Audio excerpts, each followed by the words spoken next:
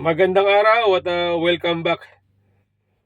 Umaani ngayon ng sangkatutak na pambabas, pang-aalipusta itong si Attorney Claire Castro ng PCO Undersecretary. Siya po ay wala pang isang linggo sa office.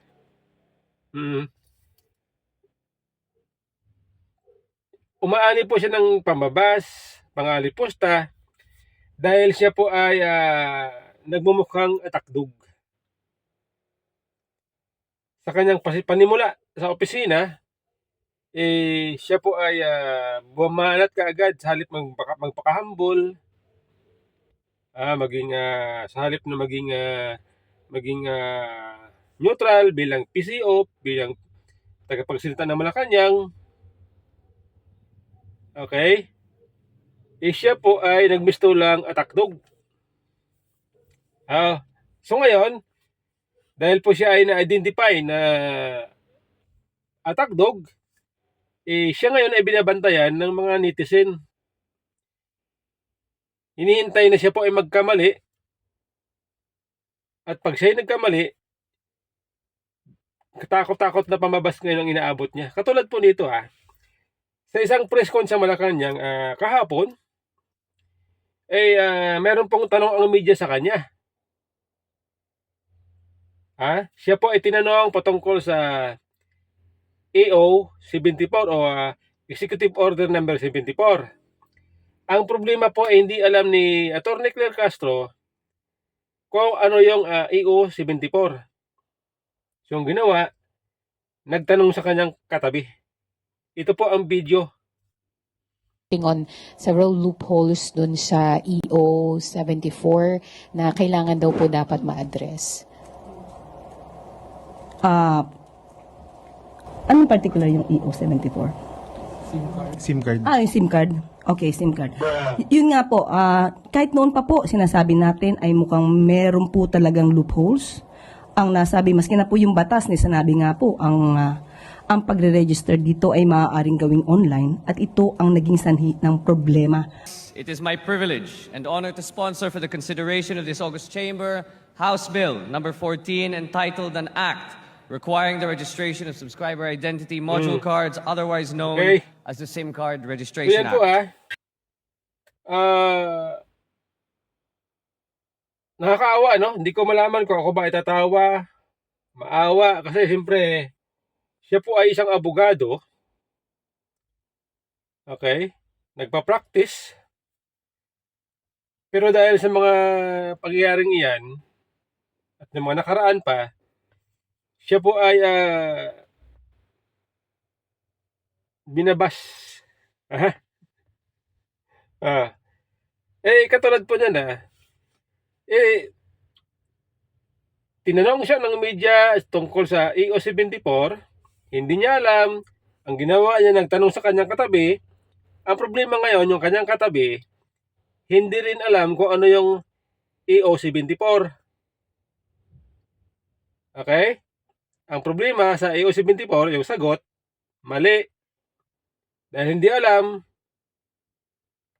napunta ngayon sa SIM card registration. Okay, ngayon ito ang EO 74 o Executive Order number 74, ito po ay pinirmahan ni Pangulong Marcos para sa immediate ban ng Pogo. Base po dito sa aking pagsesearch ito Ferdinand R. Marcos Jr. has issued Executive Order number 74 ordering the immediate ban of Philippine offshore gaming, internet, and other offshore gaming operations in the country. Tungkol sa Pogo, ang Executive Order number 74.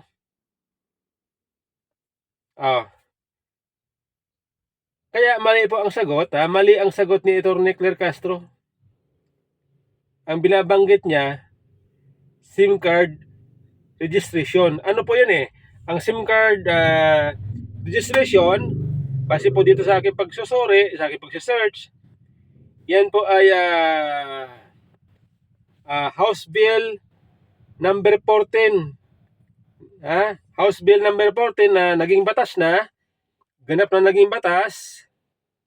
Republic Act number 11934.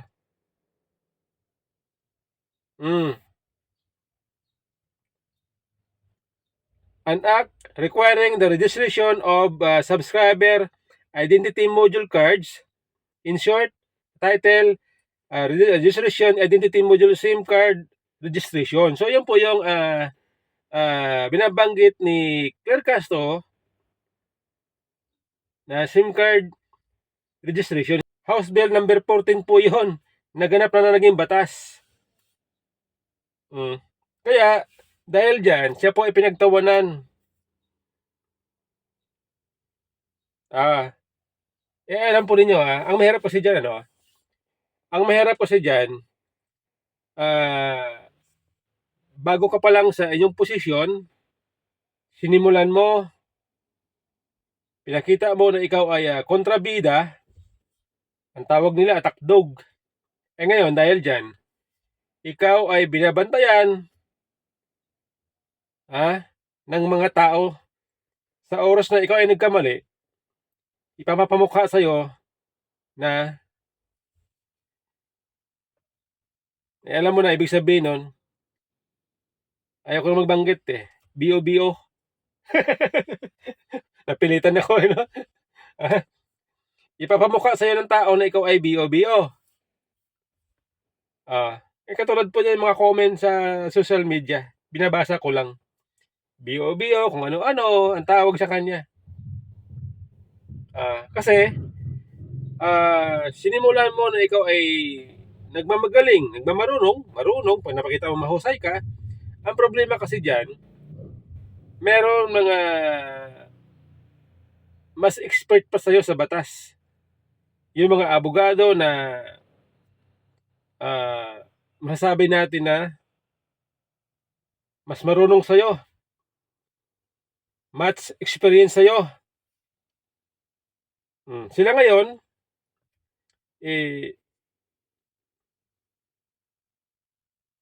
babantayan ka. Diba? Yan ang problema dyan kapag pinakita mo na ikaw ay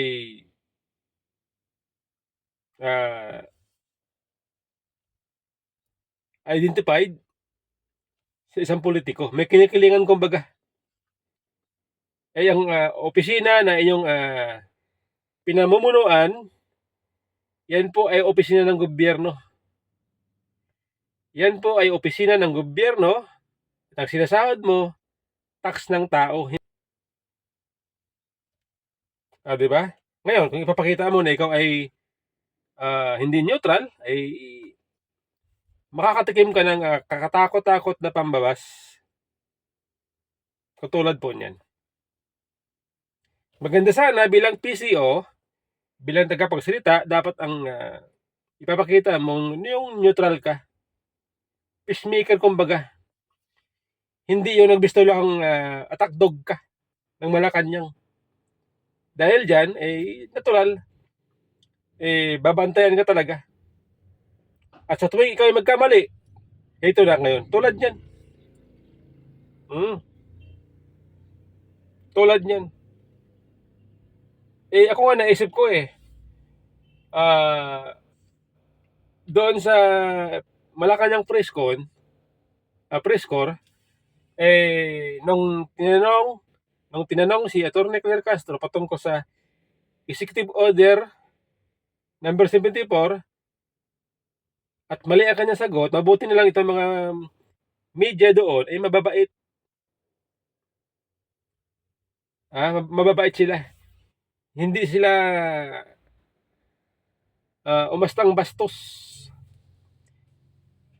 Bagamat alam nila na ang mali ang sagot ni Atty. Claire Castro, pero hinayaan na lang nila kasi nga ayaw nila mapahiya si Atty. Claire Castro. Pero doon sa ating mga kababayan na nagmamessage, naghihintay lang na ikaw ay magkamali, ipapamukha nila sa'yo na may problema ka. Kaya sana ang maganda, magpakumbaba. Kasi pagka nakita ng tao na ikaw ay nagpapakumbaba, mas madali kanilang unawain. Maiintindihan kanila. Di ba? Kaso ganyan eh. Kaya sorry, no? Ngayon, ito pa, no? Kahit ako kasi napansin ko din, si Attorney Claire Castro, maraming makatanong sa kanya ng media. Kapag hindi niya alam sagutin, iiwas siya. At ang kanyang sagot,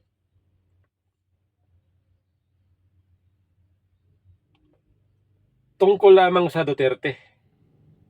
It being extra chilling and extra disturbing na ginawa po sa bata yun. And I would like to ask that question in the context of apparently may pinupush pong narrative that that the peace and order situation currently is deteriorating not just in Metro Manila but in the entire country. Okay, itong nangyari na kidnapping na to, ilang kidnapping na ba ang napabalita natin ganito? Kung isa pa lamang po ang nangyaring ganito, of course, hindi po natin kagustuhan ang pangyayaring ito, kaya po pag-iigihan pa ng ating mga ahensya na ito ay ma-prevent, ma-stop, mahinto. Pero para sabihin na yung crime rate natin tumataas, prevailing na, hindi po yun tama. Kung papansinin po natin, maaari natin ikumpara ang mga pangyayari sa naunang administrasyon at saka sa nangyayari ngayon.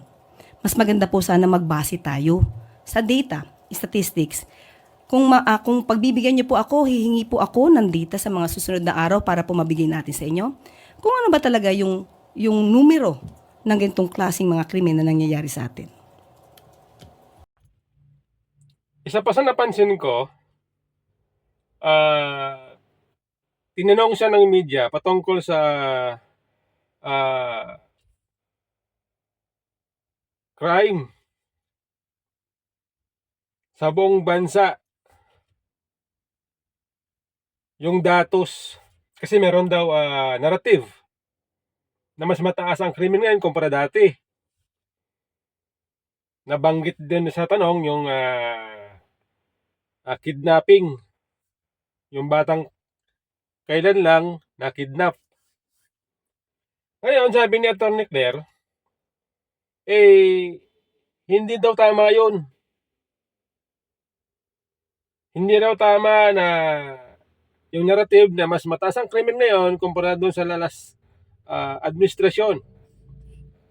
Pero, wala naman siyang data. Pwede sanang mapagbasihan niya kung totoo o hindi yung narrative bago niya sabihin hindi tama yon. Paano kung halimbawa tama yung sinasabing narrative? Di ba? Di ba dapat may data muna siya, meron siyang basihan bago niya sabihin hindi tama yon. Di ba dapat ganon? Di ba?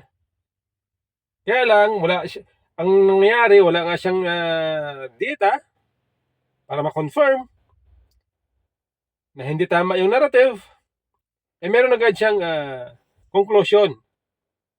Mali ang narrative para sa kanya.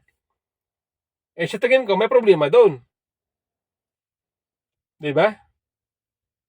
May problema siya doon sa pagsagot. And then, yung tungkol naman sa bata, ang kidnapping. Wala din siyang datos. Hindi niya rin alam kung first time lang ba ito nangyari, ang kidnapping. Wala siyang binabanggit kung taon ba, ngayong taon, o kasama last year. Hindi rin maliwanag. Ngayon, sa aking pag-search, ang datos po, yung record ng kidnapping sa bansa mula noong 2024, January 2024, ay merong record ang pulis, ang PNP, na 40 recorded cases. Ito po, galing po yan sa report ng GMA Network. Malamang galing ito sa PNP kasi may nakalagay na PNP. Yan po, oh. 'Di ba? GMA Network, PNP 40 kidnapping cases recorded since January 2024. O ayan po eh. 'Di ba? Ganun dapat. Sana ang gusto natin kapag merong tanong na ganyan, wag muna maging defensive. Meron dapat basihan bago magbigay ng conclusion para tayo bilang mga mamamayang Pilipino ay alam natin kung ano ang totoo. Kaysa sa ganyan, mahirap po yan pag ganyan. 'Di ba? Parang gustong i-cover up.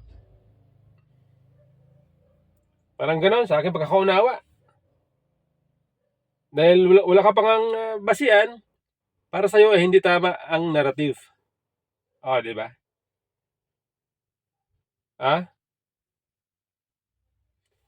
Di ba dapat bilang abogado, bilang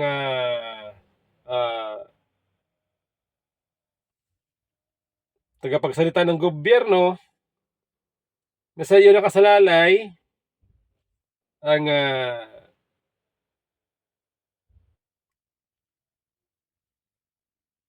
boses ni Pangulong Marcos. Bilang tagapagsalita ng Malacanang, sa iyo nakakasalalay ang boses ng Malacanang. Di ba dapat meron kang researcher?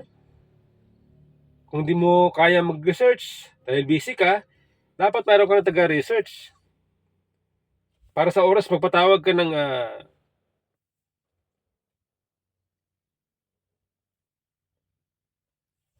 press con at tinanong ka ng media, meron taga-research para sa'yo. Ganun dapat eh. Kaya ito nangyayari. Diba? Kaya kung sa akin, ako naaawa ako kay Claire Castro kasi nga binabas siya. Pero ganun talaga eh. Kapag pinakita mo na kontrabida ka, tatapatan ka nila. Tatapatan ka. Diba?